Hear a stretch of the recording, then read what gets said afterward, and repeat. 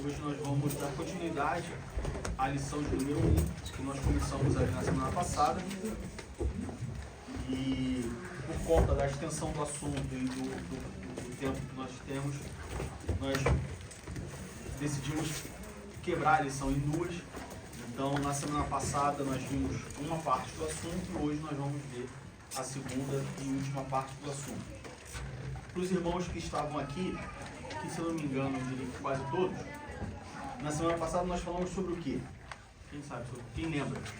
Sobre o que nós falamos? A igreja que nasceu em Pentecostes. Sobre a igreja que nasceu em Pentecostes. Esse trimestre, nós começamos na semana passada, nós vamos passar 3 meses falando sobre a igreja pentecostal. O título da revista é a Igreja em Jerusalém, ou seja, a igreja primitiva, a igreja que surgiu, que foi fundada ali logo após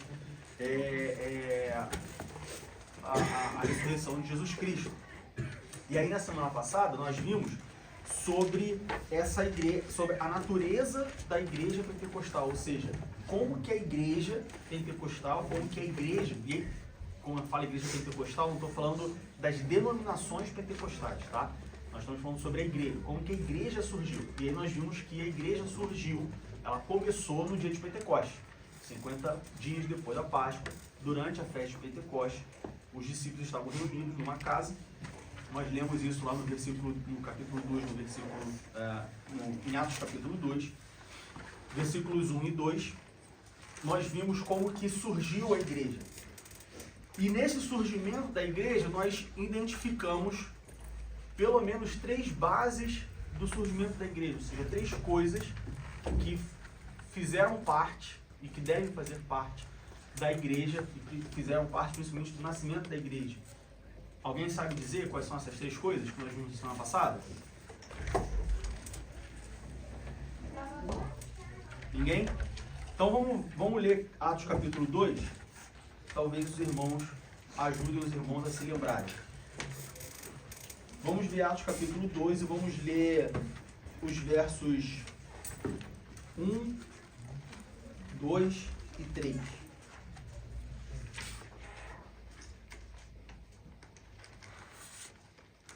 Atos capítulo 2, versículos 1, 2 e 3.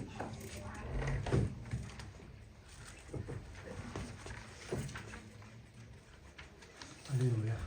Todos acharam?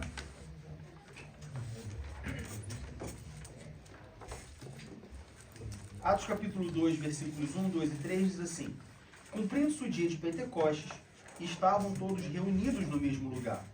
E de repente veio do céu um som, como de um vento veemente e impetuoso, e encheu toda a casa em que estavam assentados. E foram vistas por eles línguas repartidas, como que de fogo, as quais pousaram sobre cada um deles. Nesses 3 versículos nós temos bases, ou seja, temos elementos que não só caracterizam o surgimento da igreja, mas principalmente definem quais são as bases desse surgimento, ou seja, o que fez com que a igreja não só surgisse, mas permanecesse durante 2000 anos. Espírito Santo. Tem uma palavrinha melhor, mas vamos considerar o Espírito Santo como Deus. O Espírito Santo também é Deus. Estavam em acordos. Estavam em acordos, comunhão e unidade, e tem mais uma. Foi a primeira que a gente viu. Reunidos. Os irmãos estão vindo de trás para frente. Reunidos. A gente viu primeiro o Espírito Santo, depois comunhão, unidade, tá? Porque reunidos já entra na comunhão. Tem uma outra antes, que foi a primeira que a gente viu. Quem falou? Obediência. Então, na semana passada nós vimos que existem, ou nós podemos identificar em Atos capítulo 2, versículos 1 e 3, pelo menos 4 bases, ou seja, 4 elementos, 4 características, que não só foram cruciais, que não só fundamentaram a igreja, mas que foram cruciais para o avanço da igreja, para a sobrevivência e avanço da igreja durante todo esse tempo. Primeiro, obediência. Por que obediência? Porque se os irmãos se lembrarem, quando a gente vai lá na passagem que Jesus, depois que Jesus ressuscita, que ele ascende aos céus, Jesus diz assim, olha, ficai em Jerusalém, até que do alto seja revestido de poder. Então, Jesus deu uma ordem para eles. olha, fique em Jerusalém. E aí na semana passada, a gente, não precisamos repetir, nós falamos sobre o contexto em que os discípulos se encontravam. E nós vimos que não era fácil, ou não podemos crer que não foi fácil para os discípulos obedecer essa ordem de Jesus. Porque eles estavam com medo, porque eles estavam frustrados, porque eles estavam sendo perseguidos. Prova disso é que a Bíblia diz que eles estavam reunidos na casa de porta fechada. Eles estavam ali, trancados ali. Então, primeiro, obediência. Jesus mandou, eles cumpriram, eles obedeceram. Segundo, cumpridos os dias de Pentecostes, estavam todos reunidos no mesmo lugar, comunhão, eles estavam juntos, não estavam dispersos. Então a gente vê que eles obedeceram juntos, estavam reunidos. E aí nós falamos que a igreja precisa estar reunida, os membros da igreja precisam estar reunidos. Sozinho nós não somos igreja, sozinho nós somos templo do Espírito Santo. Quando estamos reunidos, nós somos igreja. Terceiro, unidade. Eles estavam todos no mesmo propósito, não só reunidos, mas com o mesmo propósito, olhando para o mesmo lugar, apontando para a mesma direção. Existe uma diferença. Muitas das vezes nós estamos reunidos, mas não estamos unidos, ou seja, não estamos em unidade. O exemplo que eu dei na semana passada foi de um jogo de futebol. Você vai assistir um jogo de futebol, você tem a torcida do time. A torcida está reunida, mas nem todos estão em unidade, porque um gosta do jogador A, aí fala mal do jogador B, aí o que gosta do jogador B fala mal do jogador A. Então eles estão reunidos, mas nem sempre estão unidos. Uma igreja, a igreja nasceu e uma igreja precisa estar não só reunida, mas também em unidade, olhando para a mesma direção, buscando a mesma coisa. Se nós temos uma igreja 100 membros, vamos supor, 50 membros querem uma coisa, 50 membros querem outra, a igreja não está unida, ela está apenas reunida. A unidade é importante para a igreja, foi importante para o nascimento da igreja, foi importante para a sobrevivência da igreja, foi importante para o crescimento da igreja.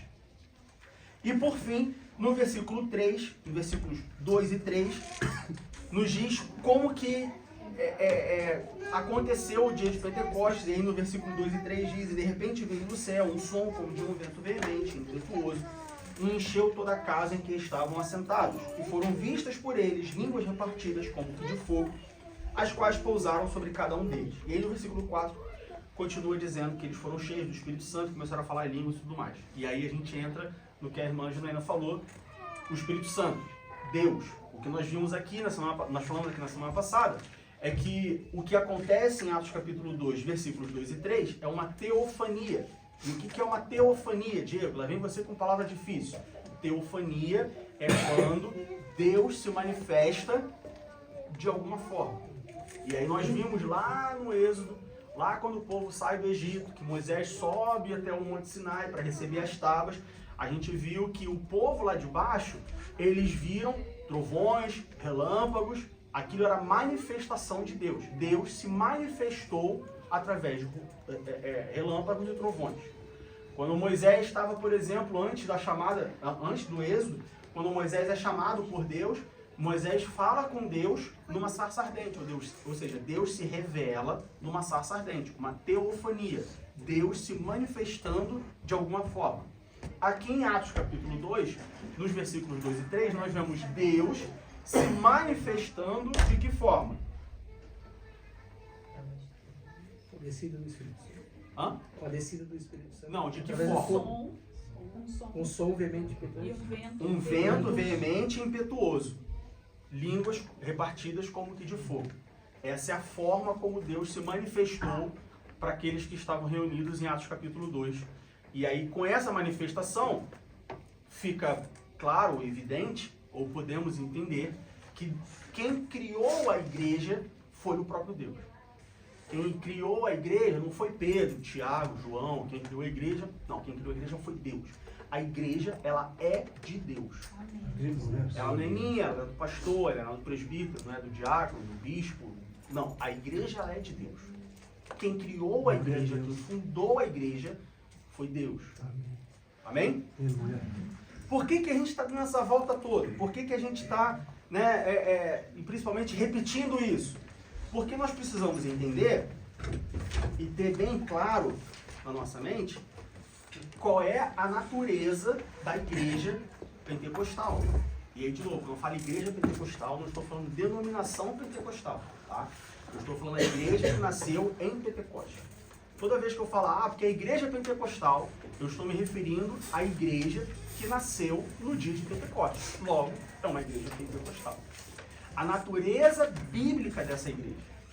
E por que a natureza bíblica? Porque existe a natureza bíblica e existe a natureza antibíblica. Ou seja, existe a natureza bíblica, que a Bíblia nos fala, que a Bíblia nos diz, que a Bíblia nos mostra como essa igreja nasceu.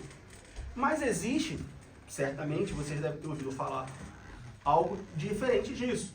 Existe a natureza antibíblica, ou seja, o que os outros falam que aconteceu. Então existem pessoas que dizem que a igreja, quem fundou a igreja foi o apóstolo Pedro. Mas o que a Bíblia diz? A Bíblia diz que quem fundou a igreja foi Deus. E como que a gente sabe isso? Porque em Atos capítulo 2, versículos 2 e 3, nós temos a manifestação de Deus através de uma teofania.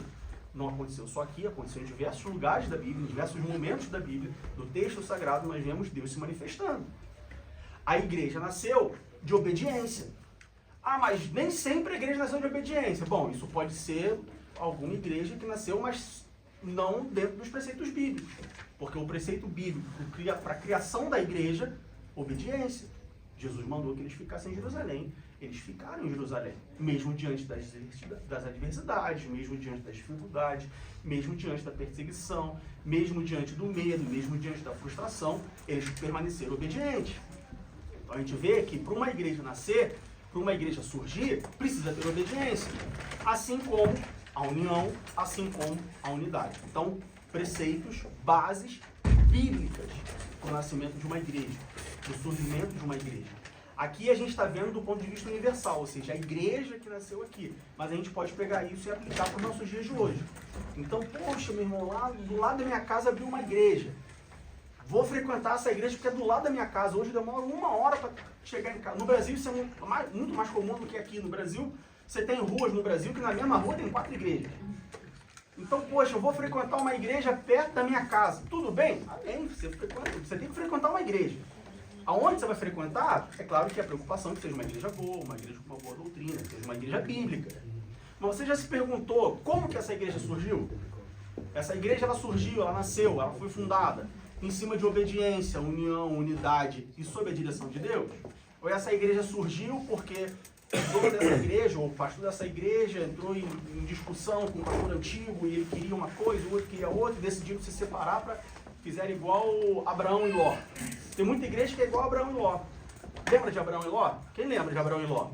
Viviam juntos, mas brigavam. Um queria uma coisa, o outro queria outra. Aí Abraão chamava e falou, olha só, escolhe onde tu quer ir. É igual, às vezes, né, marido com mulher. Vamos almoçar? Vamos. Aí, pizza? Não quero. Aí o marido fala assim, mulher, então escolhe aí. O que você quer comer? Fala o que você quer comer que a gente come. Não vamos brigar por causa disso. Tem igreja que começa assim. Do ponto de vista bíblico, não é a forma como uma igreja deve começar. Então, ficou alguma dúvida sobre isso? Diga. Diego, no versículo 4, se falar em línguas aqui, entende-se como xenolalia, no caso idiomático, ou como glossolalia? Depende para quem você pergunta e de quem te responde. Não para nós. Para a Assembleia de Deus, aí a gente está falando de denominações pentecostais, não de igreja pentecostal. Para as denominações pentecostais, aqui foram línguas estranhas. Línguas estranhas. Tá? Que as pessoas que estavam presentes entenderam no seu próprio idioma. Se você perguntar para uma igreja ou para um crente tradicional, ele vai te dizer que aqui foram línguas que já existiam, idiomáticas. E cada um falou uma língua que já existia.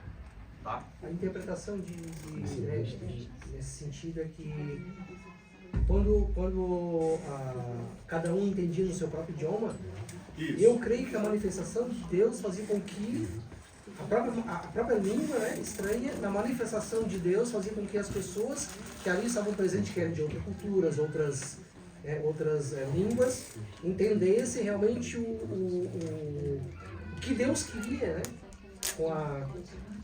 Que elas entendessem. Que elas entendessem naquele momento. Né? Uma revelação, né? Essa é a interpretação das denominações pentecostais. Ou seja, eles falaram uma língua estranha no sentido de que ninguém conhecia, e ao mesmo tempo as pessoas que ouviram, através do Espírito Santo, ouviam no seu próprio idioma. Então é como se eu falasse uma língua estranha e cada um ouvisse no próprio idioma. A interpretação tradicional é de que eles estavam falando línguas que já existiam, idioma, como você falou, idiomas, em outro idioma. Tá? Diga, e aí, o que eu faço? O que eu acredito? O que eu sigo? Irmão, você achar por bem. Assim, a doutrina pentecostal, isso é muito importante a gente falar sobre isso. Porque, de novo, aqui nós estamos falando sobre o surgimento da igreja pentecostal, não da denominação pentecostal. A doutrina pentecostal, ou seja, a ação do Espírito Santo, a forma como ele age e tudo mais, a gente vai falar um pouco mais sobre isso mais pra frente, ela não é, vamos dizer assim, salvífica. Ela não é salvadora. O que eu quero dizer com isso? A doutrina pentecostal, ela não é determinante para a salvação do indivíduo. Salvação é uma coisa. A doutrina do Espírito Santo, a doutrina do Espírito Santo não, mas a obra do Espírito Santo, a doutrina pentecostal, que envolve a manifestação do Espírito Santo, como ele se manifesta, como ele age, como ele opera e tudo mais, batismo do Espírito Santo, ela não tem nada a ver com a doutrina da salvação. São coisas diferentes. A doutrina pentecostal, tá? Ela é e assim os pentecostais veem dessa forma, ela é um revestimento de poder. Ela é uma ferramenta. Então é literalmente como, sei lá, o irmão Luazi chegou e falou assim: meus irmãos, precisamos construir um prédio. Esse prédio representa a igreja, a obra da igreja. Precisamos construir um prédio. E aí nós temos duas opções para construir esse prédio. Nós podemos construir esse prédio com as próprias mãos, ou seja, vou lá e eu viro o cimento, e eu jogo o cimento, e esse prédio vai ter 30 andares, então eu vou pegar o saco de cimento, vou carregar 30 andares, vou subir e tal. Ou eu posso construir esse prédio com ferramentas, eu posso construir esse prédio com maquinário, eu posso construir esse prédio, por exemplo, se eu não me engano tem isso, me corrija se eu estiver errado, um caminhão que ele joga o concreto lá para cima, não tem isso? Então ao invés de eu subir o concreto na mão, 30 andares, eu chamo o caminhão joga o concreto para mim, 30 andares lá para cima. Um seria a forma tradicional de fazer, a outra seria a forma pentecostal de fazer. Então, a doutrina pentecostal, ela é sobre capacitação, revestimento de poder, tá? Para fazer uma obra. Ela não é fundamental ou preponderante ou diferencial na salvação do indivíduo. Tá? Isso é muito importante, a gente, como pentecostais, é importante nós termos esse entendimento. Porque já presenciei pessoas falando, por exemplo, que os tradicionais não são salvos. Como assim eles não são salvos? Então a gente precisa ter esse entendimento para a gente não ser ignorante acerca do assunto. É interessante esse ponto, porque aqui em Atos 2, se a gente for analisar, os irmãos que estavam ali reunidos, eles já estavam salvos. Sim. A vinda do Espírito Santo foi justamente para que eles pudessem sair e propagar o Evangelho. Então, de fato, foi a capacitação de Deus na vida dele, o revestimento. É de Atos 1:8, né? Entendeu?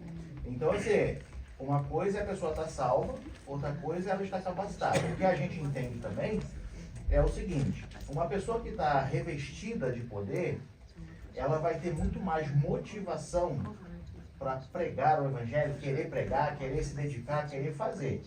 Tá? Não que seja uma via de regra, sabe? Mas é mais comum a gente ver uma pessoa que está cheia do Espírito Santo, ela de fato ter sede em fazer, do que uma pessoa que não está cheia do Espírito Santo.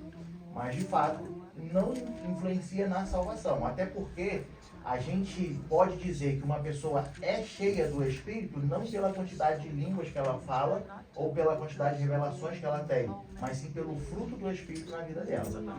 Entendeu? Então, para a gente avançar, nós vimos como que a igreja pentecostal foi criada, qual foi a natureza dessa igreja pentecostal, certo?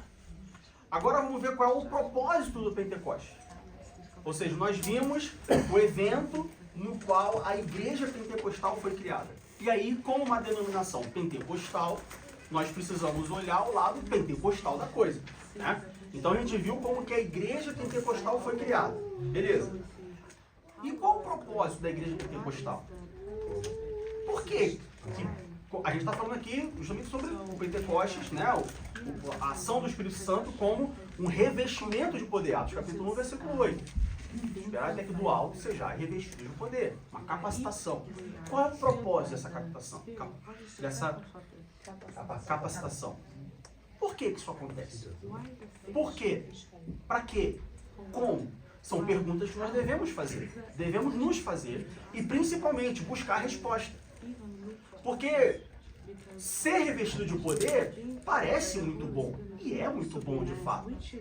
Você pegar qualquer pessoa, né? O sonho de pelo menos todo menino, quando é criança, é virar um super-herói. Então se você chegar e falar, olha, vou te revestir de poder, ó, reveste, faz igual Pedro, né? Só o pé não, então lava tudo, reveste tudo. Agora, como que é esse revestimento? Por que esse revestimento? E principalmente, para que esse revestimento? Para que um revestimento? É igual, por exemplo, a gente vê isso em algumas igrejas, pessoas que ficam felizes, né, ou que buscam serem separadas ou consagradas, por exemplo, ao ministério missionário. Mas fica sentado no banco. Bom, mas se você é missionário, você tem que fazer uma opção. Ser missionário para ficar sentado no banco, não diz muita coisa. Não faz muito sentido. Então, quando a gente fala sobre o Pentecostes, nós precisamos falar sobre o que, por quê, como, para quê, ou seja, de maneira geral, qual é o propósito disso, tá? E a gente consegue ver isso em Atos capítulo 2, versículo 11, né? E por que nós precisamos passar pelo propósito? Porque quando a gente fala sobre o pentecostalismo, é interessante como, principalmente nos dias atuais, e a gente pode passar aqui um dia, uma semana, um mês discutindo as razões, os motivos e tudo mais, mas é interessante observar como que existe muito talvez fantasia não seja a melhor palavra, mas existe muito floreio, existe muita admiração e muitas das vezes as pessoas não entendem o que é. A pessoa apenas vai na onda, a pessoa apenas... Não, porque lá o fogo desce. Mas o que é o fogo descer? E é interessante como que dentro do pentecostalismo, às vezes até as palavras que as pessoas usam são palavras que não deveriam ser usadas. Por exemplo, eu quero que a Shekinah de Deus desça nesse lugar. Meu irmão, se a Shekinah de Deus descer nesse lugar, não existe mais ninguém. Até porque não existe a palavra Shekinah. Entendeu? Então assim, não, porque o fogo vai descer e vai queimar tudo. Cuidado! Porque a palavra de Deus, quando o fogo desce e queima, só fica o que de fato é valioso. O que é santo. Então talvez... Se Deus de fato falar assim, você quer que o fogo desça e queime? Então o fogo vai descer e vai queimar. Não vai ficar ninguém. É igual o sonda-me. Quando o salmista Davi diz, sonda-me, Davi está dizendo, olha, me vira do avesso e expõe tudo que está escondido para fora. É isso que você quer que Deus faça? Cuidado. Então, quando a gente fala de igreja pentecostal, e existe muito, né, o imaginário popular, existe muita cultura popular em torno disso, das denominações pentecostais, nós precisamos ter cuidado com aquilo que a gente fala, com aquilo que a gente pratica, com aquilo que a gente busca. Porque, de novo, a igreja pentecostal, o derramamento de Pentecostes, o ato, o que aconteceu em Atos capítulo 2, tem um propósito. Não é uma brincadeira. Não é para eu dar carteirada e alguém falar, porque eu sou batizado com o Espírito Santo. Você tem uma responsabilidade por ser batizado com o Espírito Santo. Tá? Então, primeira coisa que a gente vê, e aí, né, a gente vê que no versículo 3, e foram vistas por eles línguas repartidas como de fogo, as quais pousaram sobre cada um deles. Versículo 4. E todos foram cheios do Espírito Santo e começaram a falar em outras línguas, conforme o Espírito Santo lhes concedia que falassem. E aí, antes da gente se preocupar Não que não seja válida a preocupação, a gente já falou sobre isso. Mas antes de discutir se a língua era de fato estranha, ou se a língua ela era apenas idiomática e estranha para quem não falava, por exemplo, eu não falo japonês. Se eu começar a falar japonês, se eu ouvir, bom, talvez japonês tu vai entender alguma coisa, mas de maneira geral, se você ouvir alguém falando japonês, é uma língua estranha para você. Antes da gente entrar ou se preocupar com isso, é importante a gente dar um passo para trás e entender, bom, se existe língua estranha, ou se existe o falar em língua estranha, qual é o propósito disso? Sempre se perguntem qual é o propósito das coisas. Mas por que, Diego? Porque a Bíblia diz que Deus não faz nada sem propósito. Tudo que Deus faz tem um propósito. Por que as baratas existem? Tem um propósito. Deus não ia perder tempo criando barata, criando minhoca. Propósito tem. Se tudo que Deus faz tem um propósito, então tudo que eu faço para Deus precisa ter um propósito. Então tudo que Deus permite que eu faça precisa ter um propósito. Então quando a gente fala sobre as línguas estranhas, como evidência do batismo do Espírito Santo, como Atos capítulo 2, qual é o propósito do falar em línguas estranhas? Atos capítulo 2, versículo 11 nos responde. Quando a gente vai para Atos capítulo 2, versículo 11, diz assim: Vamos começar do versículo 9. Partos e medos, elamitas e os que habitam na Mesopotâmia, e Judéia, e Capadócia, e Ponto, e Ásia, e Frígia, e Panfilha, Egito e parte da Líbia, junto a Cirene, e forasteiros romanos, tanto judeus como prosélitos, e cretenses e árabes. E aí, se a gente for pegar um mapa geográfico, um mapa bíblico de Atos capítulo 2, né, de 33 anos depois de Cristo, a gente vai ver que todos esses povos, essas regiões, eram um mundo conhecido.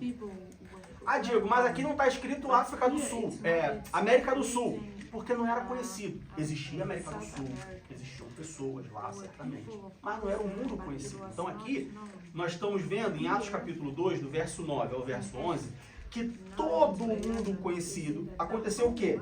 Versículo 11. E cretenses e árabes, todos os temos ouvido em nossas próprias línguas falar das grandezas de Deus.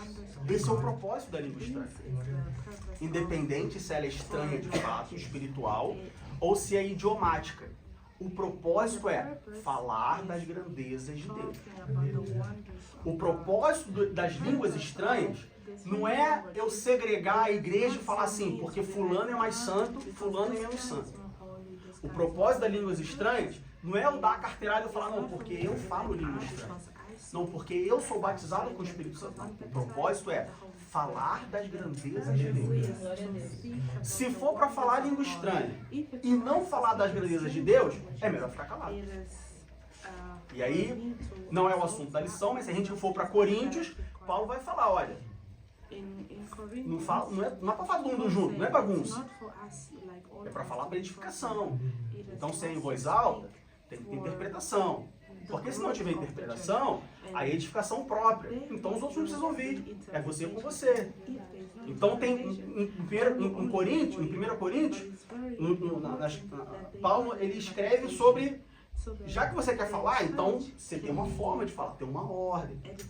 Mas para nós, para nossa lição aqui, sobre qual é o propósito de Pentecostes Bíblico? Primeiro, falar das grandezas de Deus. Tem um propósito. O batismo do Espírito Santo não foi apenas para mostrar para eles, para aquelas pessoas que estavam em Jerusalém, que Deus estava com eles. Não. Foi falar das grandezas de Deus. Tanto que todos que estavam ali, a gente viu que era todo mundo conhecido, ouviram falar das grandezas de Deus no seu próprio idioma. Sem tradução.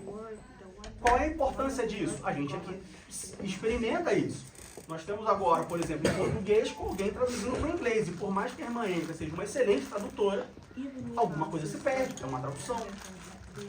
Na semana passada, nós tivemos um telemão. O irmão André estava pregando.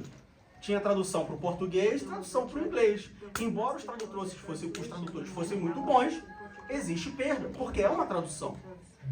Aqui, Deus capacitou, de novo, não estou entrando no mérito se era língua de fato estranha ou se era língua idiomática. O fato é que Falaram e todos entenderam no seu próprio idioma. Não houve perda. As grandezas de Deus. Existe um propósito. O revestimento de poder, ele tem que ter um propósito. Bom, ele tem um propósito. Na vida do cristão, tem que ter um propósito. Sem querer ficar entrando nesse ponto, né? Pra gente não onerar a lição em cima disso, já que não é um assunto. Mas é interessante esse ponto, porque de fato o Línguas Estranhas, ele é o grossa, né? E eu estava estudando aquele livro Verdades Pentecostais, né? E ele diz o seguinte, ele diz que nesse grossa pode ser a língua humanamente falada, como também as línguas estranhas na terra. Aí qual é o ponto-chave desse versículo? Do versículo 4. Ele fala assim, conforme o Espírito Santo lhes concedia que falassem.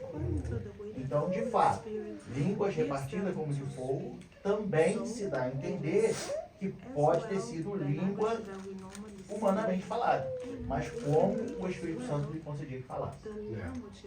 Eu já presenciei um fato que foi bem interessante. Eu estava num culto e aí o fogo desceu, né? O popular. E aí a pessoa no culto começou a falar língua estranha. E falar, e a igreja toda se alegrou e ficou aquele, né? No final do culto, depois do final do culto, a gente saiu pra jantar e tal. E aí uma pessoa que conhecia outros idiomas falou assim, não foi língua estranha, foi hebraico. A pessoa falou hebraico.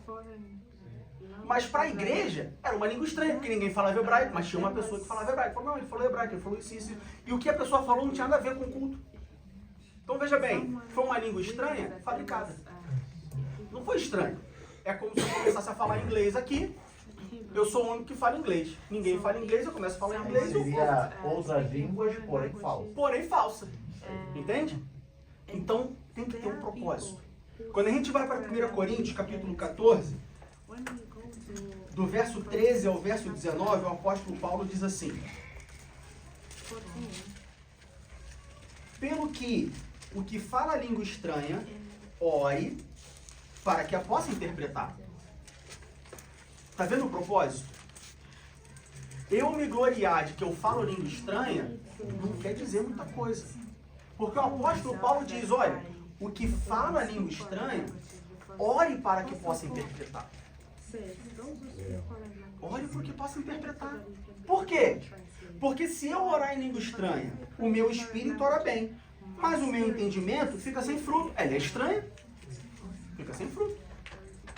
Imagina chegar aqui na frente alguém e começar a explicar, por exemplo, matemática discreta. Começar a explicar aqui física quântica. Que bom, ele sabe física quântica. E o que eu faço com isso amanhã quando eu for pro trabalho?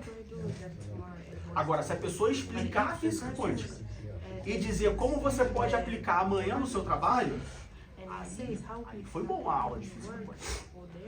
Versículo 15. Que farei, pois? Orarei com o Espírito, mas também orarei com o entendimento. Cantarei com o Espírito, mas também cantarei com o entendimento. Então veja que Paulo não fala, olha, esquece o Espírito e fica só com o entendimento.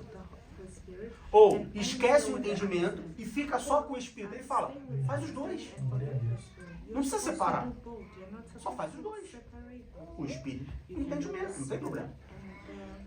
Seguindo, versículo 16.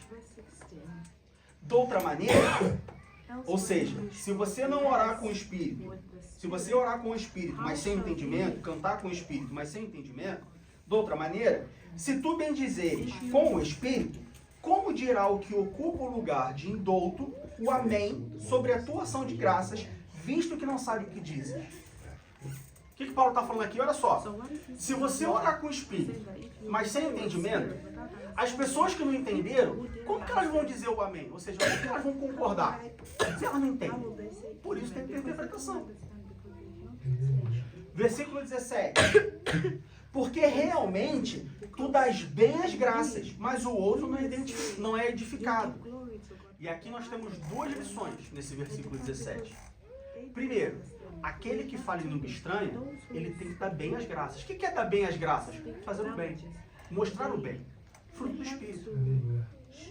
É incompatível o crente que é pentecostal, mas não produz o fruto do Espírito. Ou produz o fruto capenga. Alguma coisa está errada. Porque o fruto é de quem? De quem? Do Espírito do homem? Do Espírito Santo de Deus. Se a pessoa está revestida com o Espírito Santo, né? Então, o Espírito Santo, que produz o fruto, está revestindo aquela pessoa. Tem que ter um fruto abundante. Não pode ser um fruto capenga. E todos, né?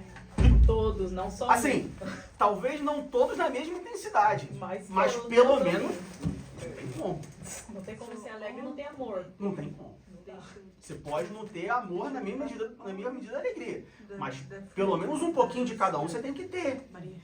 Então veja que o batismo com o Espírito Santo não é um item da ficha de membro que você preenche e te destaca para alguma coisa. Ele é muito mais profundo. Veja que a igreja que nasceu em Pentecostes, operada pelo Espírito Santo, não é uma brincadeira. Tem um propósito, tem uma doutrina, tem uma forma. Diga. Eu vou de novo. Eu acho que é só importante, interessante a gente frisar bem que o contexto do capítulo 14 de 1 Coríntios, ele está nos exortando toda vez que nós formos falar em público. Sim. Tá? Então, por exemplo, o presbítero está aqui na frente. Se ele começar a orar falando em mistério e pregar e começar a ficar falando em mistério e tudo isso, a igreja não é edificada. Aí é o que ele fala lá, né? Se entrar um indulto aqui, como é que ele vai ser edificado? Não está entendendo nada que está falando? Por que eu digo isso? Porque o apóstolo Paulo ele começa falando no versículo 2 que o que fala língua estranha não fala aos homens, senão a Deus, porque ninguém o entende, e em espírito fala de mistério. Né? Então, assim, por que eu faço questão da gente frisar isso? Porque a pessoa que fala em línguas estranhas, ela pode entender o seguinte: ah, não, porque eu aprendi que se eu for falar língua estranha, eu tenho que interpretar. Mas isso, o contexto do capítulo, é toda vez que, olha, você teve a oportunidade, você vai falar com a igreja, você está falando com alguém, não fica falando em mistério, até mesmo numa oração na rua, alguém te parou. Ah, ele faz uma oração, aí você começa a falar em mistério. A pessoa vai falar, esse cara é doido. Tá bêbado? Entende? Tá bêbado. Vai falar igual Exatamente. Atos capítulo 2. Esse cara tá bêbado. Então Paulo ele tá falando assim, olha, seja prudente. Tá entendendo? Você precisa edificar a vida daquela pessoa. Porém, o que o nosso presbítero também já falou é o seguinte: se você está aí no seu banco, você ficar cabisbaixo aqui orando, sentiu vontade de falar em mistério, você está falando com Deus e o teu espírito está sendo edificado. Entende? Então, nós aprendemos também, pelo menos eu aprendi, que olha só, eu preciso até cultivar isso, porque o meu espírito está falando com Deus. Agora sim, assumir o microfone, eu vou falar em público. Tá? Então eu preciso ser prudente. Eu não tenho que ser tomado em língua estranha, como é o ditado popular, né? E só falar em língua estranha, ir para lá e a cada 2 palavras em português já é 5 frases em língua estranha. Não, aí é o que Paulo está ensinando. Tá? Então qual é o propósito disso tudo? Primeiro, falar das grandezas de Deus. Diga-me. Irmão, não sei se vai fugir um pouco, Aham. mas é algo que eu queria saber. Durante muito tempo eu frequentava a igreja, né? E não, assim, acho que nem todos, né? Mas eu não tinha todo o entendimento. Eu era convencida, não era convertida. Aham. E durante muito tempo eu fiquei cega. Então, quando os meus olhos se abriram, na minha ignorância, eu entendo como se fosse um batismo com o Espírito Santo. Não que eu não creio, eu creio que Deus, aqui no capítulo 2, né, que o Senhor falou, o Espírito Santo falou através, as pessoas entenderam na sua própria língua, mas foi o Espírito Santo que falou, eu creio nisso tudo. Mas me explica, isso é uma coisa que tem parado na minha cabeça. Será que a partir do momento que eu tive esse entendimento, esse encontro real, ali é um batismo com o Espírito Santo? Ou é uma conversão? Se eu não me engano,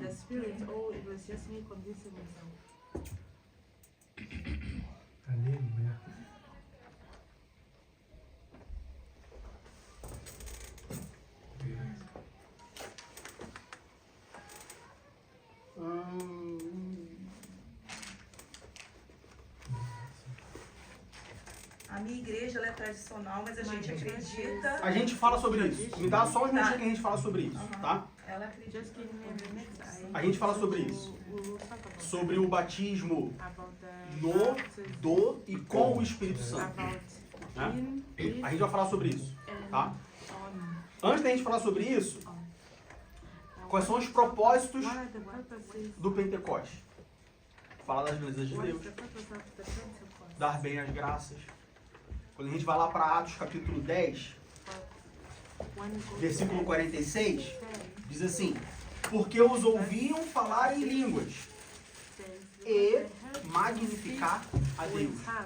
E aí aqui a gente está falando de falar em línguas. Por que então é só línguas? Não, é porque o batismo em línguas, dentro da doutrina pentecostal, aí o falar em línguas, batismo em línguas, o falar em línguas, dentro da doutrina pentecostal, ela é a evidência inicial do batismo com o Espírito Santo.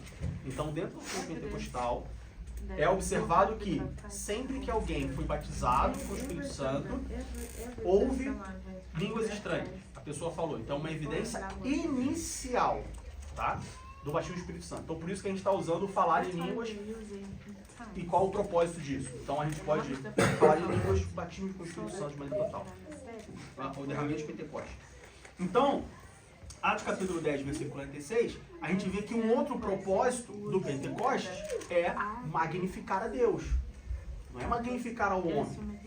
Não é criar uma separação entre a igreja pentecostal e a igreja tradicional. Não é a igreja tradicional ser motivo de piada e chacota e falar porque são gelados, porque são frios. Porque tem muita igreja tradicional que é mais quente do que a pentecostal. Ela pode não falar em línguas, mas ela demonstra o amor, a alegria, a bondade, a benignidade, a comunhão, a fé, a esperança. E aí, quem é mais quente? O que é batizado no Espírito Santo, a igreja pentecostal, ou a igreja tradicional que demonstra com ações, ao invés de só demonstrar com palavras? Então, o propósito do Pentecostes é magnificar a Deus, glorificar a Deus, dar bem as graças, demonstrar o fruto do Espírito.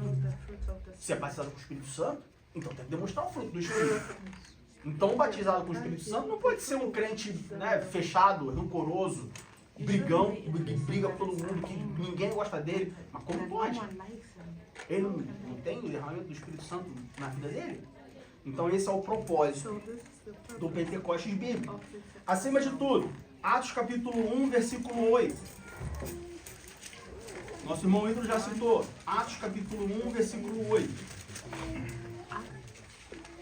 Pentecostes bíblico. A gente está falando de Pentecostes bíblico. Não estou falando de Pentecostes da Assembleia de Deus, Pentecostes da Deus e Amor. Não estou falando de outras denominações. Estou falando de Pentecostes bíblico. Pentecostes bíblico é isso. Tá? Atos capítulo 1, versículo 8. Mas recebereis a virtude do Espírito Santo, que há de vir sobre vós. Ponto final? Continua, não continua? Continua com o quê? Ser-me-eis testemunhas, tanto em Jerusalém, como em toda a Judéia. E só na Judéia? E Samaria. Os irmãos lembram da rincha que tinha com Judéia e Samaria? Os judeus não falavam com os samaritanos. Então, o batismo com o Espírito Santo não é só dentro da igreja. Tem muito crente que é cheio do Espírito Santo dentro da igreja. Fora da igreja, como se na saída ele pegasse o Espírito Santo, colocasse num saquinho, guardava no armário dele, aí ele sai da igreja. Aí quando volta para a igreja, ele vai lá, abre o armário, pega o Espírito Santo e se reveste de novo. Não, Jesus fala aqui, ó, ser-me-eis testemunhas, tanto em Jerusalém, como em toda a Judéia. Então veja, Jerusalém, a cidade, Judéia, a região, mas Samaria também, aqueles que vocês não gostam, aqueles que vocês não falam, aqueles que vocês dizem que são, porque se a gente for ver a história, por que Judéia e Samaria começou o problema? Vai lá de quando o reino foi dividido, que o reino do norte foi levado cativo antes, e aí se misturou, e aí quando acabou o cativeiro, os judeus falaram assim, agora vocês têm que separar aí das mulheres que vocês casaram aí, do jugo desigual que vocês vivem, e eles não quiseram separar. E aí por causa disso os judeus, não, só para enfim, já falamos sobre isso, os judeus não queriam papo com os samaritanos. Mas o derramamento do Espírito Santo é para ser testemunha em Samaria. E só em Samaria? Confins da terra. Ou seja, qualquer lugar. O batismo do Espírito Santo, a igreja pentecostal, não é só em 4 paredes. É fora também. O que nós fazemos? E aí, nós agora, estou falando nós porque, bom, nós somos uma igreja pentecostal, Assembleia de Deus. O que nós fazemos com o Pentecostes que nós recebemos? Ele só tem ação dentro da igreja? Tem que ter ação fora. Jerusalém, Berlim, Judéia, Alemanha e Samaria também. Que país que tem rixa com a Alemanha? Fala pra gente, André. Que país que tem rixa com a Alemanha? Em Deutschland. Agora, muitos. Com a Rússia, Belém do Pará. Belém do Pará. Agora tem. Agora tem. Pentecostes é até os confins da terra.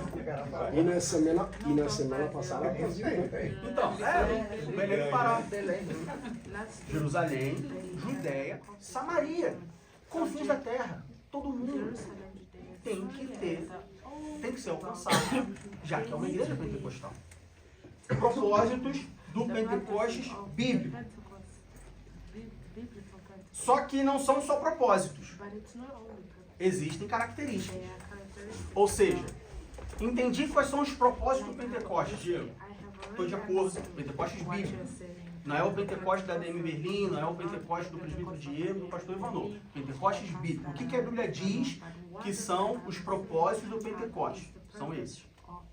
E quais são as características do Pentecostes? O que é uma igreja pentecostal? O que é um crente pentecostal? Um crente pentecostal é porque ele pertence ou ele é membro de uma igreja pentecostal? Não. Bom, depende. Do ponto de vista bíblico, não. Do ponto de vista eclesiástico, do ponto de vista organizacional, sim. Mas do ponto de vista bíblico, qual é a característica de um Pentecostes bíblico? Ou seja, qual é a característica de uma igreja pentecostal à luz da Bíblia? Qual é a característica de um crente pentecostal à luz da Bíblia? Atos capítulo 1, versículos 1 e 8. Atos capítulo 1, versículos 5 e 8, perdão.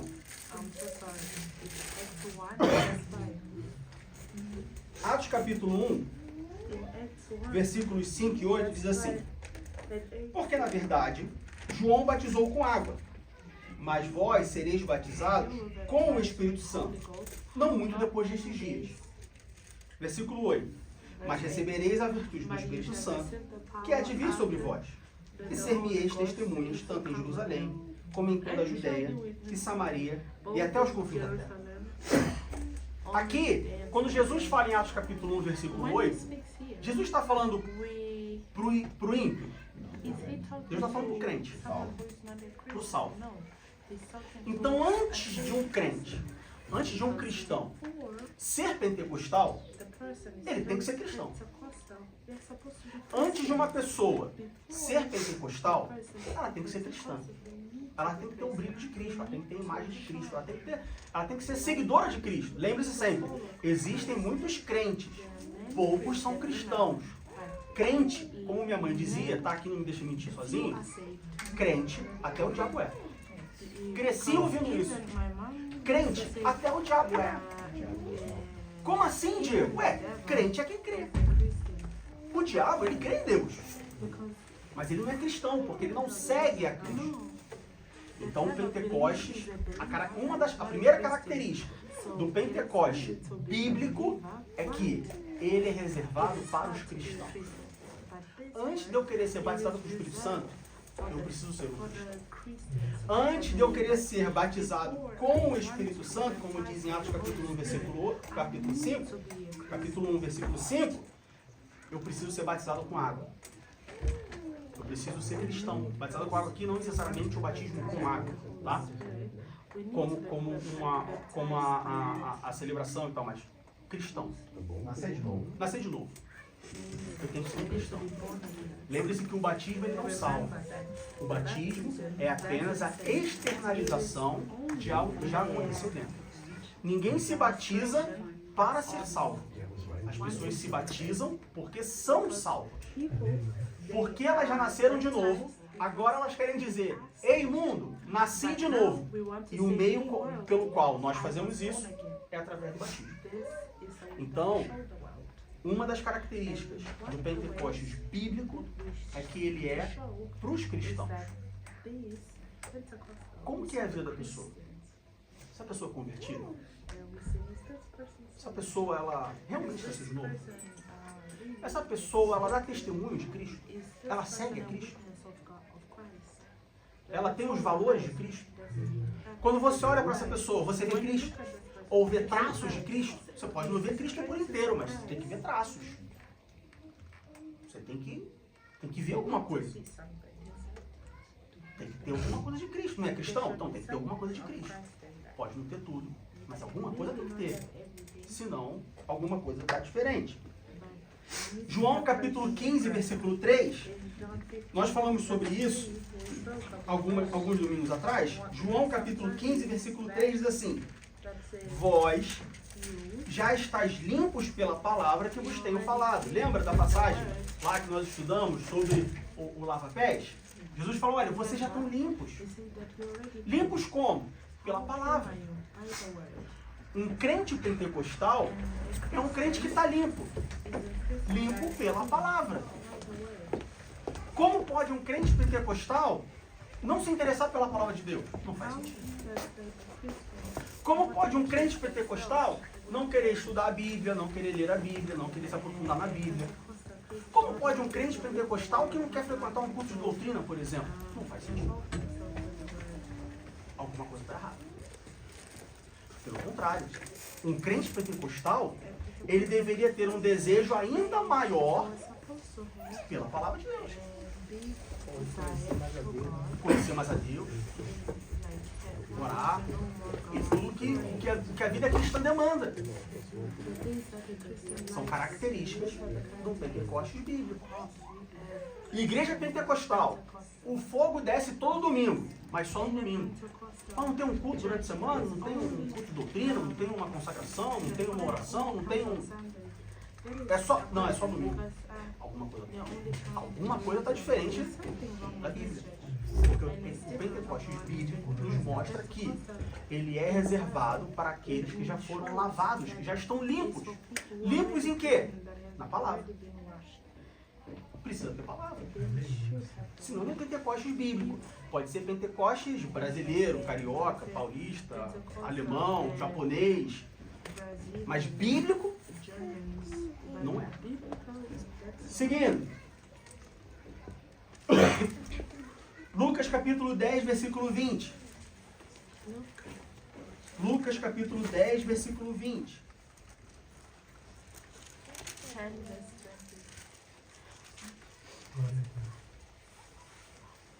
Mas não vos alegreis, porque se vos sujeitem os espíritos, alegrai-vos antes, por estar o vosso nome escrito nos céus. Mais uma vez, o Pentecostes é por salvo.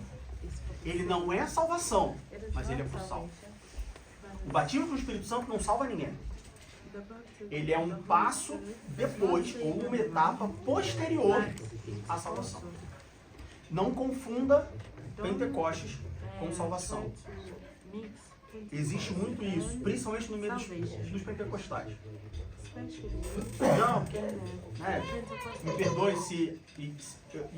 Bom, vou usar uma outra denominação, porque eu sei que, até onde eu sei, não tem ninguém aqui que já ficou pronto. Porque os presbiterianos são... Não tem a ver com salvação.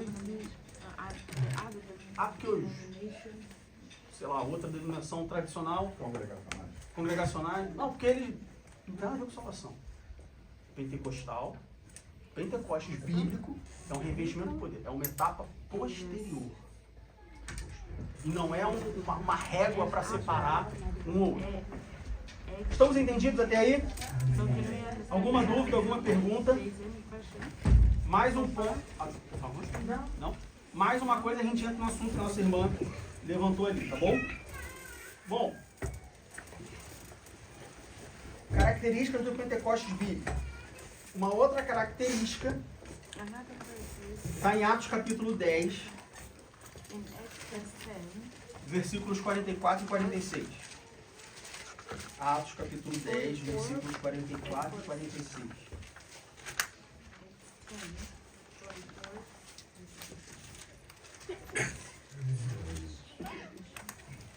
Atos 10, 44 e 46. Diz assim, 44 a 46.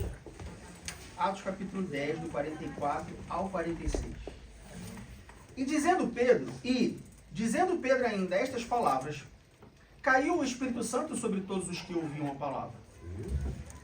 E aqui a gente pode abrir um parênteses e olhar, voltar lá para Atos capítulo 42, capítulo 2, e ver qual foi o resultado do derramamento de Pentecostes. 3.000 homens se salvaram. 3.000 pessoas se salvaram. Resultado de Pentecostes. Aí como que tem uma igreja pentecostal que ninguém se salva? Como que tem uma igreja pentecostal que não acontece nada? Ou ao contrário. Ou uma igreja onde pessoas se salvam. Uma igreja onde, por exemplo, imagina uma igreja onde você tem uma das faixas etárias hoje mais, vamos dizer assim, assoladas pelo mundo, são os jovens. Talvez seja seja a faixa etária talvez mais vulnerável. Aí você tem uma igreja onde os jovens se salvam. Uma pessoa fala, não, lá não tem Espírito Santo. Como que não tem Espírito Santo? Se tem salvação. Não faz sentido. Porque em Atos capítulo 2, a consequência imediata do derramamento de Pentecostes foi salvação. Se vocês voltarem lá para Atos capítulo 2, vocês vão ver que depois do derramamento de Pentecostes, Pedro, aquele que traiu Jesus, ele levanta, ele prega, e depois da pregação, o que acontece? Vai todo mundo embora para casa? Todo mundo começa a falar língua estranha depois da pregação? O que aconteceu?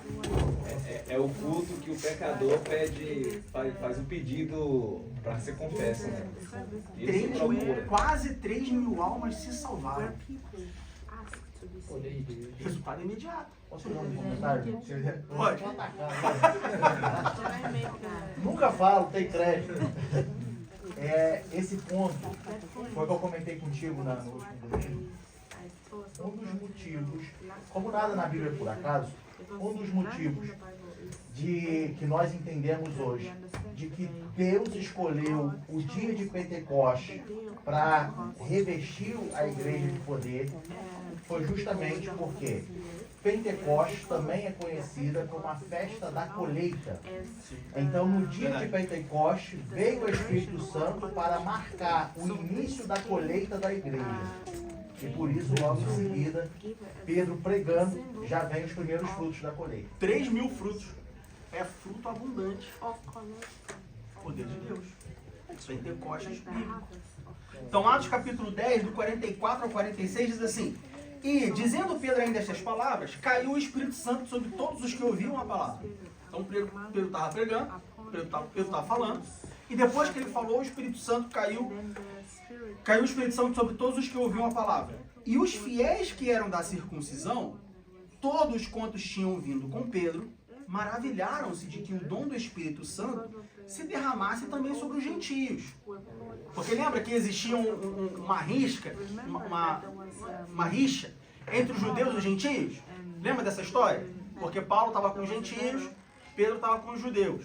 E aí os judeus, porque eles não são circuncidados, tem que circuncidar. E Paulo falou, meu irmão, não tem mais circuncisão, meu irmão. É a nova aliança, vida com Cristo. Para de se preocupar com isso, né? Maravilharam-se de que o dom do Espírito Santo se derramasse também sobre os gentios, porque os ouviam falar em línguas e magnificar a Deus.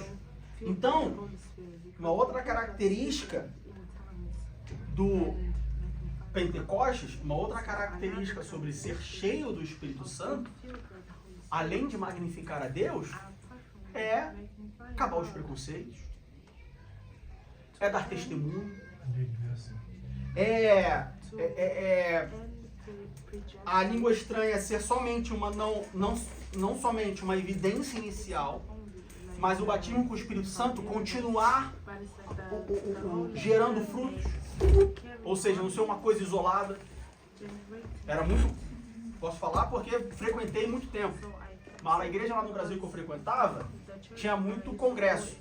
Aí congresso de jovens, 100 pessoas batizadas com o Espírito Santo. Tá, legal, maravilha, o fogo desceu. 6 meses depois, quantos se batizaram? Na semana seguinte, quantos estavam na escola dominical? 1 ano depois, a igreja aumentou? E não em número de pessoas, mas aumentou no sentido de pregação do evangelho, conversão, obra. O que aconteceu depois?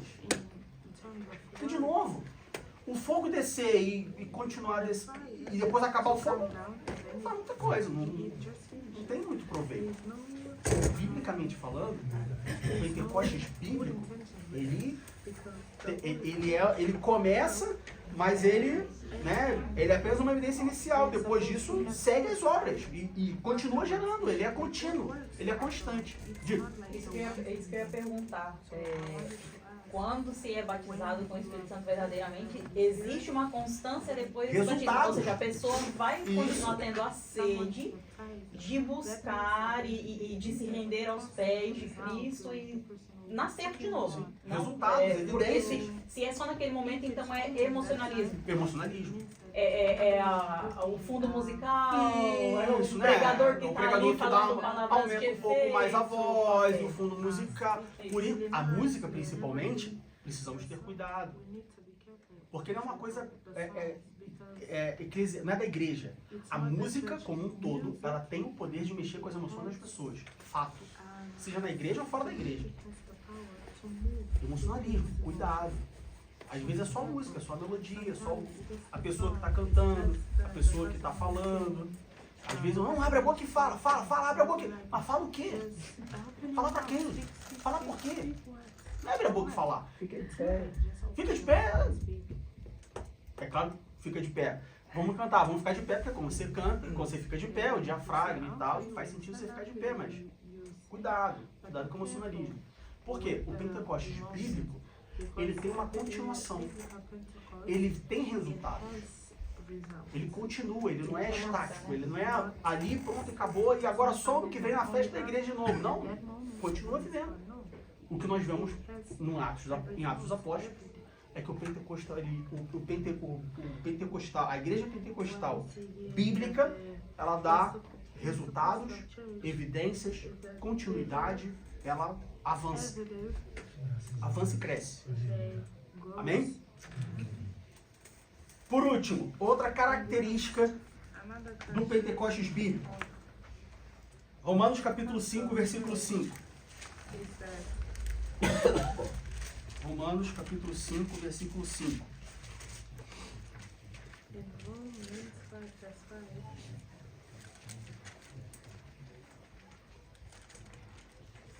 Romanos 5, 5. Todos acharam? O que o apóstolo Paulo fala aqui? Ele fala, olha, e a esperança não traz confusão, porquanto o amor de Deus está derramado em nosso coração. Por quem? Pelo Espírito Santo que nos foi dado. Então veja que o pentecostalismo bíblico, na igreja pentecostal bíblica, o amor de Deus foi derramado pelo mesmo Espírito que batizou. Ou seja, como que pode um crente ser batizado com o Espírito Santo, mas não ter amor no coração? Como que pode um crente falar em língua estranha, operar as maravilhas, mas depois que acaba a maravilha, se pisar no pé dele, amigo, só não chama de bonito. É incompatível. De novo, Romanos capítulo 5, versículo 5. Porquanto o amor de Deus está derramado. Veja, derramado. Não é gotejado. Não é pequenas porções. Não, meu irmão, olha só, eu sou batizado do Espírito Santo, mas, né, eu tinha um amigo no Brasil, quando eu era adolescente, jovem, que quando a gente, eu sempre conheci essa história porque ela me marcou de alguma forma. Que ele falava que quando ele jogava bola, o Espírito Santo saía dele. Hoje ele é pastor, já, eu imagino, assim, tem muito tempo que eu tenho contato com ele, mas eu imagino que já foi derramado o amor. Mas eu lembro disso, ele jogava futebol, e futebol de igreja. Futebol de igreja. E aí, num dos jogos lá, ele arranjou confusão e brigou com um pastor da igreja, o pastor do jovem, né? E arranjou confusão com um cara, aí o pessoal veio, sai e tal, não sei o que. Aí eu lembro que eu tava sentado, ele sentou do meu lado. Eu falei, caramba, tá brigando com um pastor, cara. Tudo bem que brigar já é errado. Brigar no futebol da igreja é mais errado ainda. Com um pastor, cara. Cara, quando eu jogo futebol, o Espírito Santo sai de mim. Tem muito crente que é assim. Que quando algumas coisas, o Espírito Santo sai dele. Mas Paulo, em Romanos capítulo 5, versículo 5, ele diz, olha, porquanto o amor de Deus está derramado em nosso coração. Derramado por quem? Pelo Espírito Santo que foi dado. Pelo mesmo Espírito. O mesmo Espírito que batiza, o mesmo Espírito que dá línguas estranhas, o mesmo Espírito que faz profetizar, que faz interpretar, que faz tudo isso, derramou amor. Então, antes de eu me preocupar com o Espírito Santo, se preocupe em ter amor. Porque lembre-se, o Espírito Santo é um ato, o batismo com o Espírito Santo é um ato posterior à salvação. Primeiro eu tenho amor, depois eu busco o batismo. Ou eu busco o batismo e o amor. Mas tem que andar junto. Porque senão, se um crente não tem amor, mas tem o Espírito Santo, quando essa pessoa falar, tem o Espírito Santo, mas foi batizada com o Espírito Santo, quando essa pessoa falar em língua estranha, as pessoas, testemunhas, pode falar assim, mãe, hoje está falando em língua estranha, ontem estava dando chicotada em todo mundo. É estranho mesmo, porque hoje está falando, ontem estava dando chicotada. Aí os propósitos do Pentecostes bíblicos, que nós já vimos, que é falar das grandezas de Deus, testemunhar das maravilhas de Deus, que é todo mundo ficar impactado porque ouviram no seu próprio idioma e viram as maravilhas que Deus faz, não vai acontecer. Aí é um batismo sem propósito, ou que não atinge o propósito pelo qual ele foi batizado. Aí é perigoso quando isso acontece na vida do crente. Porque Deus te deu uma capacitação e você não está usando para aquilo que foi dado. Ou não está gerando o resultado que deveria gerar. Aí é muito melhor que se não tivesse. E com isso não quer dizer que o cristão já batizado, já com essa marca do Espírito Santo, não vai se irar nunca, não vai se chatear nunca. A Bíblia no diz, entanto, irei, mas não peguei. Exatamente. Mas aí quando tiver esse momento de ira, e aí é o momento do fruto do Espírito Santo ser colocado em ação, que é a longanimidade, né? Que é Exatamente. a mansidão, o controle. Tem muito crente que acha assim, não posso ficar com raiva, não posso mirar. Não, mirar você pode, não pode é pecar. A Bíblia diz, irai-vos, mas não pequeis. Irai-vos, mas não deixais que o sol se ponha sobre a sua ira. Irar você pode. Todo mundo se ira com alguma coisa, uns mais, outros menos. Agora, quando eu me irar, quando o pavio acender, aí vem o Espírito Santo com a longanimidade e fala assim, não, peraí, olha só. Baixa a bola, fica tranquilo. Apaga o pavio e fica tudo certo. E eventualmente até o pavio se diminui. É claro que não vai mudar, porque Deus não muda temperamento. Deus muda caráter, mas temperamento não. Temperamento vai ser o mesmo. Agora, o Espírito Santo ajuda a controlar o temperamento. Então não é, não, porque eu sou assim mesmo, eu sou explosivo. Quando eu jogo bola, o Espírito Santo sai de mim. Não, peraí. Se o Espírito Santo está em você, então ele produz o fruto. Então ele te controla. Então você pode se irar no futebol. Mas o Espírito Santo vai te fazer perceber que, opa, estou passando do limite. Vou ficar 2 dias sem jogar futebol, 2 semaninhas para dar uma relaxada, né? Vou procurar um outro esporte. Talvez futebol não seja para mim. O controle do Espírito Santo. Alguma dúvida, alguma pergunta? Sobre o que a nossa irmã levantou. Batismo no, do e com o Espírito Santo. Bom, abra sua Bíblia em 1 Coríntios capítulo 12, versículo 13.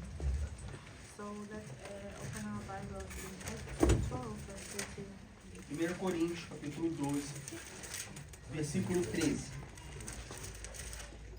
E aí, se eu entendi errado, eu estou indo para outro caminho, a irmã pode falar, tá bom?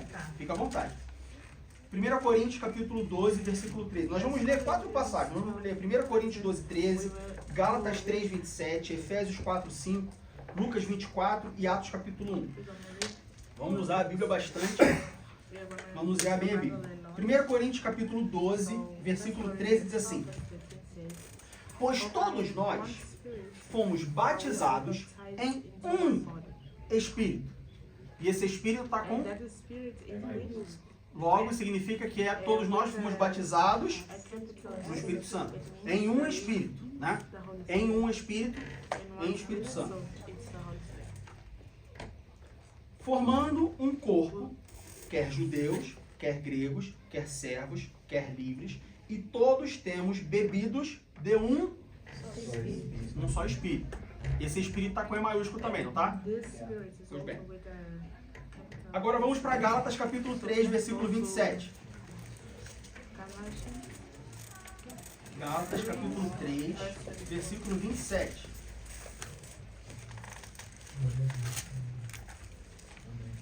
Gálatas 3, 27 diz assim: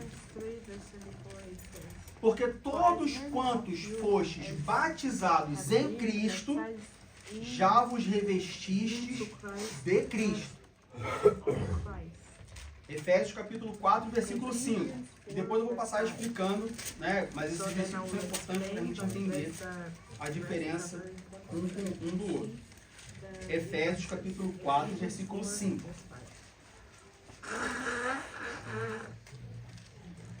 Um só Senhor, uma só fé, um só batismo. Lucas capítulo 24, versículo 49. Lucas capítulo 24, versículo 49.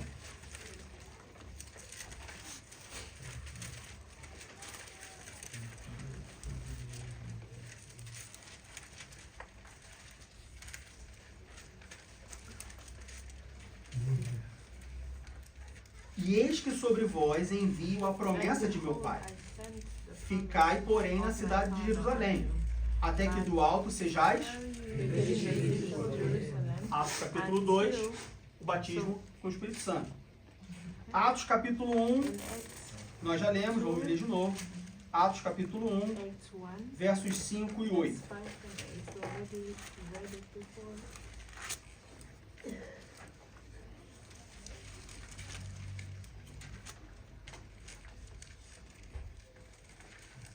Porque, na verdade, João batizou com água, mas vós sereis batizados com o Espírito Santo, não muito depois desses dias.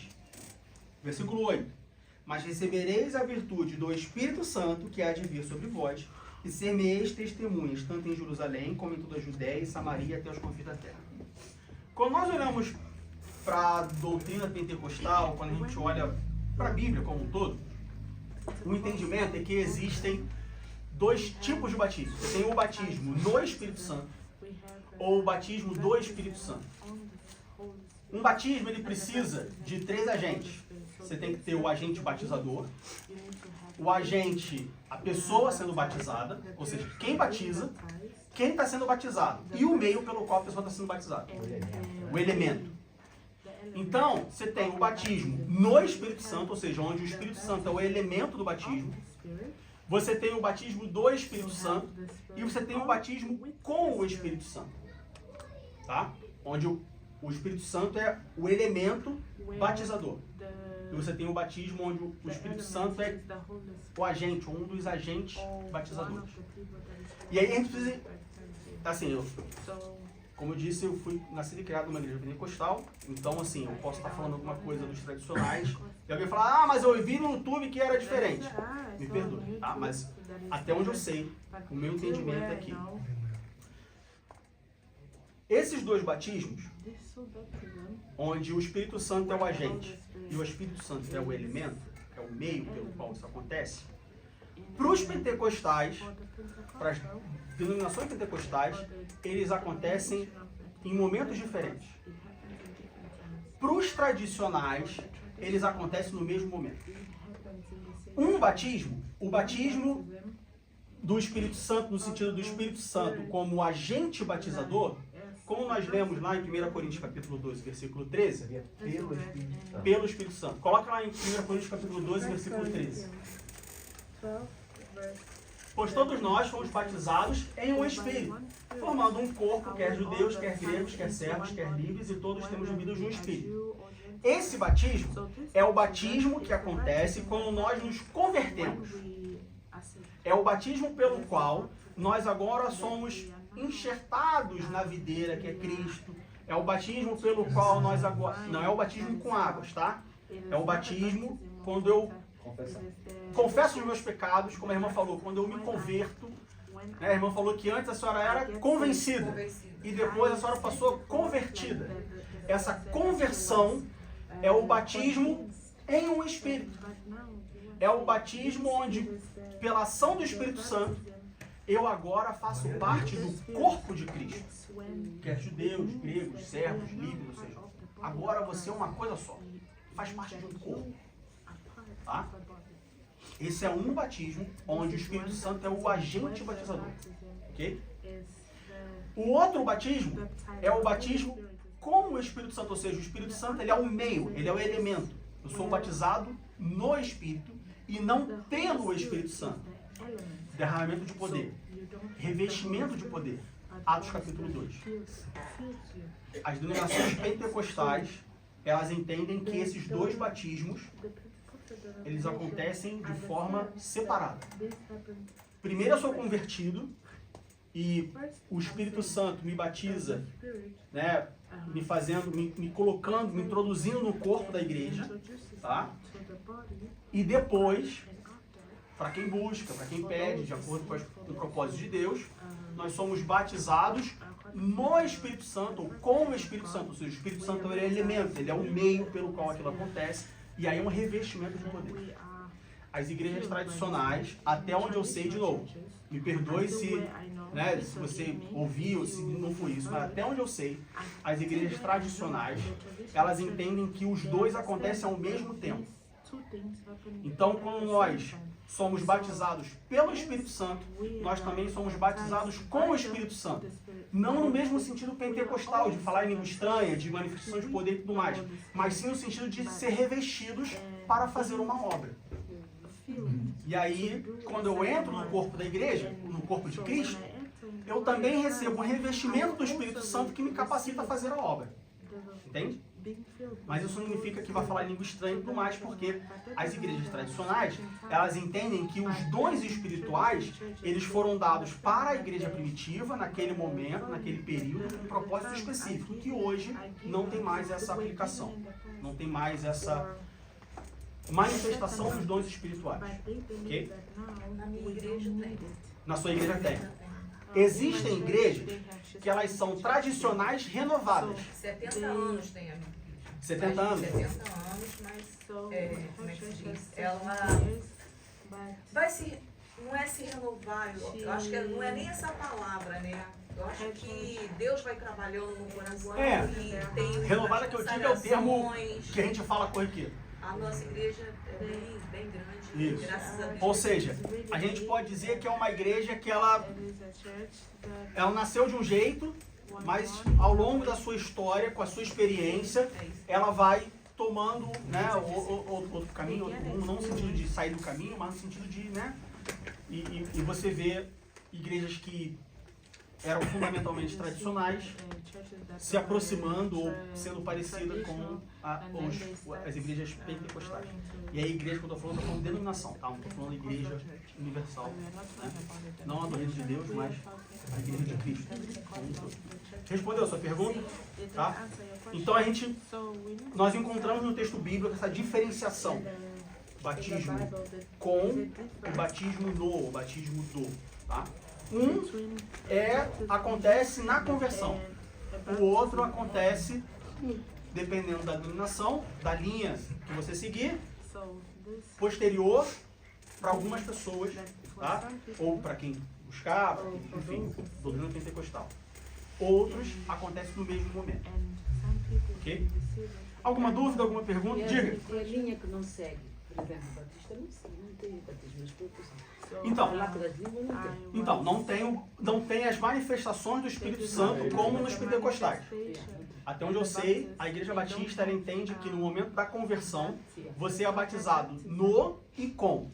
Ou seja, você é batizado no Espírito Santo porque você agora faz parte do corpo de Cristo e você ao mesmo tempo também é batizado com o Espírito Santo porque você é capacitado para fazer a obra. Só que não tem as manifestações dos dons espirituais como as igrejas pentecostais têm. Ok? Em relação a isso, baseado no que a gente está falando, isso se aplica do ponto de vista, né?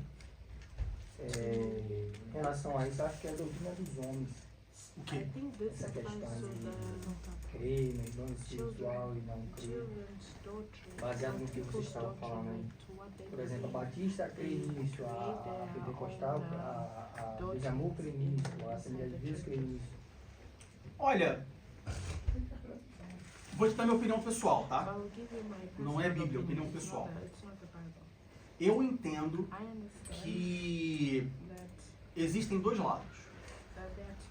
Por um lado, existe os pentecostais se comportando de um jeito que faz parecer que não existe, tá? E por outro lado, existem os que não são pentecostais, talvez falhando em algum ponto para que experienciem aquilo. Tá? 39 anos de vida, nasci numa igreja pentecostal, já vi, parece que tenho 200 anos de vida, não, mas já vi algumas coisas, já vi muita coisa, já tive próximo, já vi coisas boas, já vi coisas ruins, já vi meninices, já vi de fato Deus falando e tudo mais. Opinião pessoal, eu acho que não é um problema. É igual o pastor, por exemplo. Hoje em dia, se você falar que você é um pastor, as pessoas vão ficar olhando para você e falar, é ladrão, rouba dinheiro da igreja. Nem todo pastor rouba dinheiro da igreja. Mas porque a maioria dos pastores, bom, a maioria talvez seja um termo muito bom, mas porque muitos pastores roubam, alguns roubam, e dão mau testemunho, ficou-se a impressão que todo pastor é ladrão. Porque muito crente se preocupou muito com o batismo com o Espírito Santo e o falar de línguas, mas não demonstrava o amor, por exemplo, aí muitos de fora falam assim, mas para ser crente igual a eles, também não demonstrava o amor, então cadê o Espírito Santo, entendeu? Por exemplo, eu ouvi uma semana passada, alguns dias atrás, um pastor tradicional falando assim, olha, eu não creio no dom de cura. Porque se o dom de cura existe e se manifesta em 2025, onde estava o dom de cura durante a Covid-19? Você, de fato, não via muitos pentecostais entrando no hospital, impondo a mão e curando, como Pedro fazia, por exemplo. Então, veja, mas isso não significa que o dom de cura não existe. Talvez a igreja pentecostal hoje não esteja tão comprometida, santa, como a igreja pentecostal de 2000 anos atrás. E aí, por isso, o Espírito Santo não se manifesta como deveria se manifestar. Talvez pode ser um indício, um ponto de reflexão.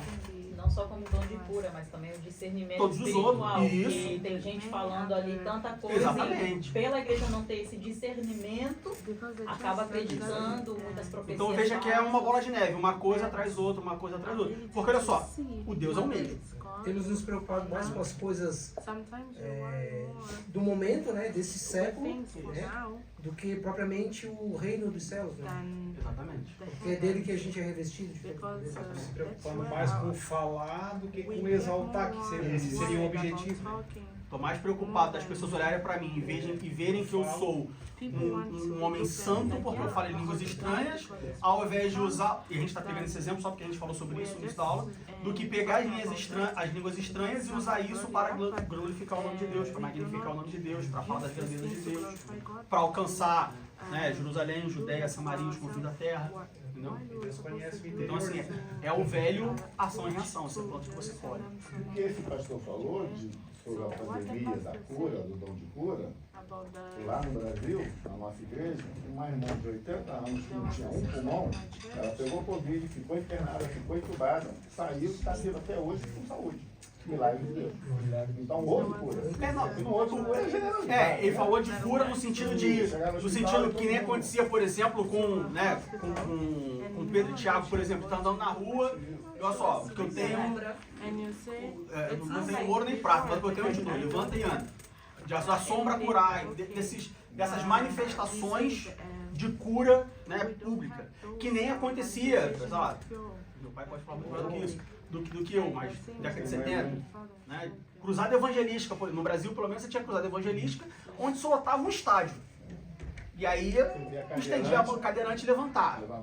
Então assim, cego enxergar, sem ser, porque, mas hoje acontece, eu vi, não, mas hoje o que mais acontece é um acordo, né, um pré-acordo ali, do sentido, quando eu esticar a mão, tu cai, quando eu soprar, tu não sei o quê, toma aqui um dinheirinho, tá tudo certo.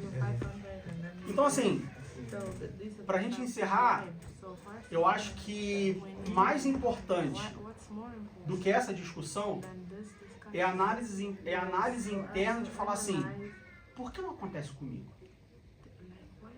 E não só o porquê não acontece, mas o que eu preciso fazer para acontecer? O que está faltando? Porque outros já presenciaram, outros já fizeram, outros já passaram, né? Então, o que eu preciso fazer? Talvez eu precise fazer o que os outros fazem. O que eles fazem? Eles negam a si mesmos, eles abrem mão de muitas coisas, eles renunciam, eles se dedicam. Né? Eu não sei de quem é essa frase, mas tem uma frase que diz assim, burrice é você fazer a mesma coisa e esperar um resultado diferente. Né? Então assim, a gente não pode continuar fazendo o que a gente está fazendo e esperar alguma coisa diferente. Se eu quero algo diferente, eu tenho que fazer alguma coisa diferente. Mais alguma dúvida, alguma pergunta? Não?